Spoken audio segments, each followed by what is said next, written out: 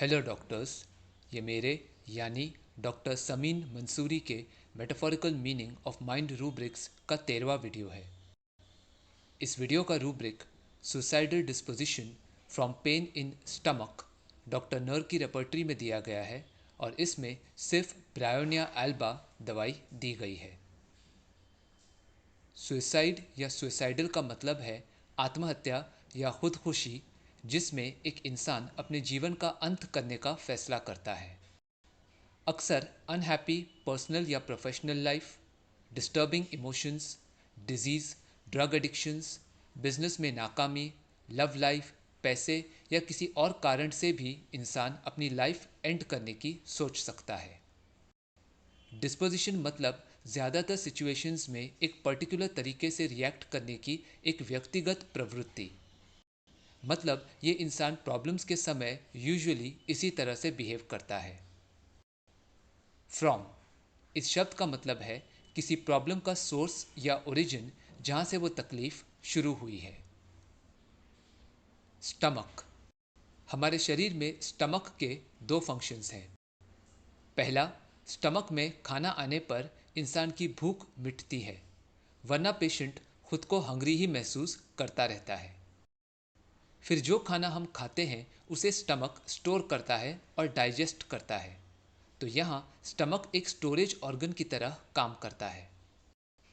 दूसरा, स्टमक खाने को डाइजेस्ट करने के बाद उसे इंटेस्टाइन्स में फर्दर ब्रेकडाउन के लिए भेजता है।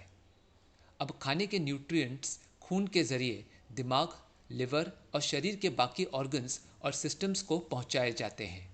तो ये स्टमक का न्यूट्रिटिव फंक्शन है। आपने अक्सर ये सुना होगा कि पेट भर कर खाना, पेट पूजा करना, पापी पेट का सवाल है।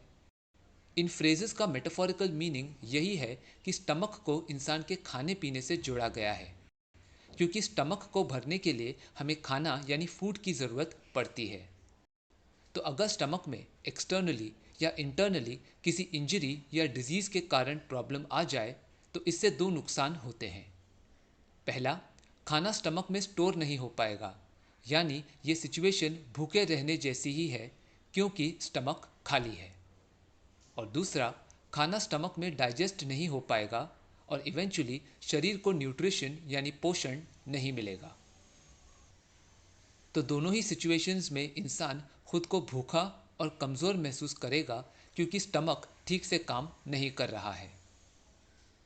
पेन, पेन मतलब दर्द यानी एक अनप्लेजेंट सेंसेशन जिससे इंसान को तकलीफ का एहसास होता है। पेन और सफरिंग का मेन डिफरेंस यही है कि पेन अनबेरेबल होता है, यानी दर्द पेशेंट के बर्दाश्त के बाहर होता है, और पेन के मुकाबले में सफरिंग मतलब इनकन्वीनियंस यानी असुविधा जिसे इंसान सहने पर मजबूर है। तो ब्रायोनिया पेशेंट को सफरिंग से इतना डर लगता है कि वो तकलीफ को पेन यानी न सह पाने वाले दर्द तक जाने ही नहीं देना चाहता। अगर तकलीफ पेशेंट की टॉलरेंस लिमिट को क्रॉस कर जाती है, मतलब सफरिंग पेन में कन्वर्ट हो जाए, तो ऐसे में दर्द को सहने के बजाय पेशेंट अपनी जान देकर छुटकारा पाना ज़्यादा बेहतर समझता है। एग्जाम्पल 1, पेशेंट बोला, पेट में छाला होने से पहले तक मैं बहुत अच्छा था और मेरी सेहत भी ठीक थी, लेकिन इस पेट के अल्सर में कभी कभी इतना ज़्यादा दर्द उठता है कि क्या बताऊं। पिछले महीने 2 बार खून की उल्टी भी हो गई थी, इसलिए डर लगता है कि कहीं फिर से उल्टी न हो जाए। इसी तरह उल्टी में खून जाता रहा तो फिर शरीर में खून कहाँ से बचेगा। अगर मुझे थोड़ा दर्द होता है तो मैं बर्दाश्त करने की कोशिश करता हूँ और दवा नहीं लेता, लेकिन जब दर्द हद से गुजर जाता है और दवा लेने से भी कम नहीं होता, तो ऐसा मन करता है कि इस दर्द से बेहतर है कि मैं अपनी जान दे दूँ। कम से कम इस दर्द से हमेशा के लिए छुटकारा तो मिल जाएगा। फिर वाइफ बोली कि पति ने एक बार खुद को फांसी लगाने की कोशिश भी की थी, लेकिन परिवार वाले वक्त पर आ गए और उन्हें रोक लिया। फिर पेशेंट बोला, इस बीमारी का इलाज तो करवाना ही है, अब एलोपैथिक दवा से नुकसान होता है, कम से कम होम्योपैथी में ये प्रॉब्लम तो नहीं आती। ऊपर से एलोपैथी के मुकाबले में होम्योपैथी सस्ता भी है, तो इसलिए आपके पास चला आया। अब डॉक्टर साहब ऐसी दवाई दे दो कि दर्द और खून की उल्टी दोनों बंद हो जाए और साथ ही पेट में कहीं और से भी ब्लीडिंग ना शुरू हो जाए। तो इस केस में पेशेंट के अनुसार गैस्ट्रिक अल्सर से पहले वो काफ़ी अच्छी कंडीशन में था। तो ये रूब्रिक है well feels very before becoming ill. अब खून की उल्टी का डर पेशेंट को सता रहा है कि कहीं उसे फिर से ये तकलीफ ना शुरू हो जाए। तो ये रूब्रिक है fear of suffering. Blood loss से पेशेंट को ये डर लग रहा है कि अगर ऐसा ही चलता रहा तो शरीर में खून की कमी हो जाएगी। तो ये रूब्रिक है फियर ऑफ पॉवर्टी। पॉवर्टी का मतलब किसी भी ज़रूरत की चीज़ का कम होना। यहाँ पेशेंट के लिए ब्लड एक वाइटल फ्लूइड है जो कम होता जा रहा है और इसलिए पेशेंट को डर लग रहा है। इसलिए पॉवर्टी शब्द पैसे, खून, एनर्जी या और किसी भी इंपॉर्टेंट चीज़ की कमी होने की कंडीशन के लिए यूज़ किया जा सकता है। जब पेशेंट को थोड़ी तकलीफ महसूस होती है तो वो उसे बर्दाश्त करने की कोशिश करता है। तो ये रूब्रिक है परसिवियरेंस। जब दर्द पेशेंट की सहन शक्ति से अधिक हो जाता है तो फिर उसे इस पेन से छुटकारा पाने का एक ही रास्ता नजर आता है और वो है आत्महत्या। पेशेंट खुदकुशी करने की नाकाम कोशिश भी कर चुका है। तो ये रूब्रिक है suicidal disposition from pain in stomach. Allopathy से नापतोल करने पर पेशेंट को लगता है कि होम्योपैथी सेफ और सस्ता है, इसलिए पेशेंट ये इलाज करवा रहा है। तो ये रूब्रिक है बार्गेनिंग। पेशेंट को खून की उल्टी से होने वाली तकलीफ का इतना डर है कि वो नहीं चाहता है कि पेट में कहीं और से भी ब्लीडिंग शुरू हो जाए। तो ये रूब्रिक है fear with escape desire to. Example 2। एक एलर्जिक राइनाइटिस का पेशेंट बोला कि इस कोरोना के कारण सरकार ने जो लॉकडाउन लगाया उसने तो मेरी हालत ही ख़राब कर रखी है। मैं एक कपड़े के कारखाने में काम करता था, लेकिन जब फैक्ट्री को लॉकडाउन में बंद रखने का ऑर्डर आया तो इससे मेरे खाने पीने के वांदे हो गए। सरकार ने अपने इस फैसले से तो हम जैसे गरीबों के पेट पर लात मार दिया। अब काम नहीं तो पैसा नहीं, तो ऐसे में अब मैं क्या करूं? जान दे दूं? लगता है अब यही करना पड़ेगा। इसलिए तो स्लीपिंग पिल्स का पूरा पत्ता भी खा लिया था, लेकिन फिर भी मौत नहीं आई। बस 3 दिन तक सोता रहा, बाकी कुछ नहीं हुआ। इन्हीं सब बातों से कभी कभी सर्दी के साथ साथ सिर दर्द भी होने लगता है। तब मैं अपने कमरे में जाकर सारी लाइट्स बंद कर देता हूँ और चुपचाप पलंग पर लेट जाता हूँ। उस वक्त मैं किसी से बात करना बिल्कुल भी पसंद नहीं करता। अक्सर ऐसा ही लगता है कि जब नसीब ही खराब हो तो कोई क्या कर सकता है। बदनसीब हूँ तभी तो आत्महत्या की कोशिश भी नाकाम हो गई ना। बदकिस्मत हूँ तभी तो जॉब की प्रॉब्लम्स है, ये सर्दी की बीमारी है जो दवा लेने के बावजूद भी ठीक नहीं हो रही है, बल्कि जहाँ जाओ वहीं शुरू हो जाती है। इतने में पेशेंट को छींक आई, लेकिन रुमाल इस्तेमाल करने के बजाय पेशेंट ने अपनी नाक को अपने हाथ से साफ किया और फिर वही गंदा हाथ कुर्सी के हत्थे से पोंछने लगा। जब पेशेंट ने देखा कि डॉक्टर को ये हरकत अच्छी नहीं लग रही तो पेशेंट ने अपने हाथ में लगे थोड़े से कोराइजा को डॉक्टर को दिखाते हुए बोला, ये देखिए नाक में ऐसे पीले रंग की सर्दी निकलती है।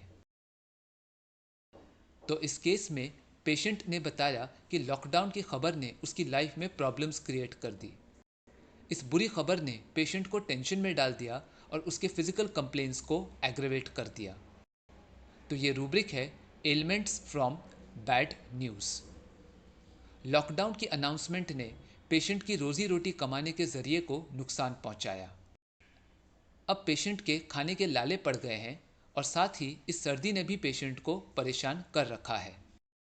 तो ये रूब्रिक है delusions injury is being injured. इस रूब्रिक में इंजरी का मतलब है चोट, जिसमें पेशेंट के वेलबींग को लगातार नुकसान पहुंचाया जा रहा है। पेशेंट के अनुसार वो एक गरीब आदमी है जो जॉबलेस होने की प्रॉब्लम फेस कर रहा है। तो ये रूब्रिक है delusions poor thinks he is. Poor यानी गरीब, लेकिन ये सब्जेक्टिव फीलिंग होती है क्योंकि एक करोड़पति इंसान को भी ये लग सकता है कि उसके पास कुछ नहीं है और एक भिखारी को भी ये लग सकता है कि वो रईस है। अब सरकार के द्वारा पेशेंट के खाने पर चोट लगी है, यानी वो ऑर्गन जिसमें पेशेंट को अपना खाना स्टोर करना है उसमें प्रॉब्लम आ गई है। सरकार ने पेट पर लात मारा है, यानी पेट में अब दर्द महसूस हो रहा है।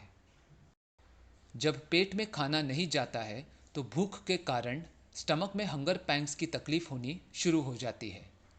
इसलिए पेशेंट को यही लगता है कि अब तकलीफ बर्दाश्त के बाहर हो गई है और अपनी जान देना ही इस समस्या का एकमात्र समाधान है। इसीलिए पेशेंट ने स्लीपिंग पिल्स का ओवरडोज भी लिया था। तो ये रूब्रिक है suicidal disposition from pain in stomach. सिरदर्द के समय पेशेंट अंधेरे में लेट जाता है और किसी से बात नहीं करता, तो ये रूब्रिक है darkness, desire for to lie down in dark and not be talked to. Patient lockdown, बेरोजगारी, बीमारी और अपने सुसाइड करने की असफलता, इन सभी के लिए खुद के भाग्य को दोष देता है। मतलब पेशेंट के अनुसार उसकी लाइफ में जो कुछ भी बुरा हो रहा है वो सिर्फ बैड लक के कारण ही हो रहा है। तो ये रूब्रिक है delusions that he is unfortunate. And में पेशेंट ने सर्दी को रुमाल से साफ करने के बजाय अपने हाथ से साफ किया और फिर वही गंदे हाथ से कुर्सी को टच किया।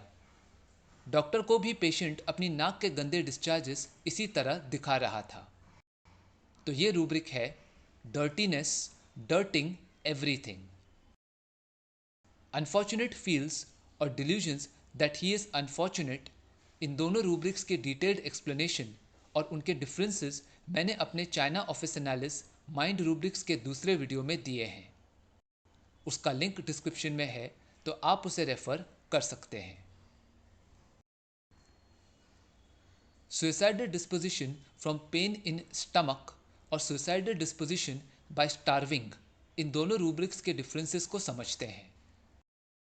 स्टार्विंग मतलब भूखे मर जाना। बाय इस शब्द का मतलब है किसी तरीके या मेथड के द्वारा कोई काम पूरा करना।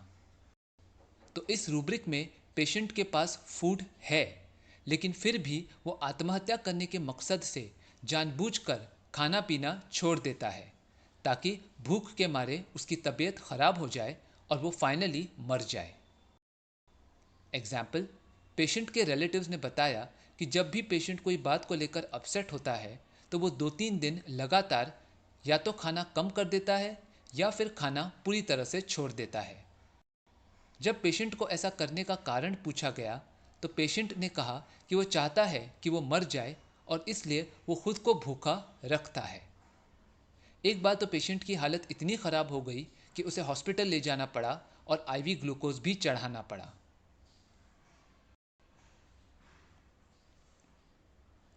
सो टू समराइज, ब्रायोनिया पेशेंट को हमेशा अपने बिजनेस की चिंता लगी रहती है।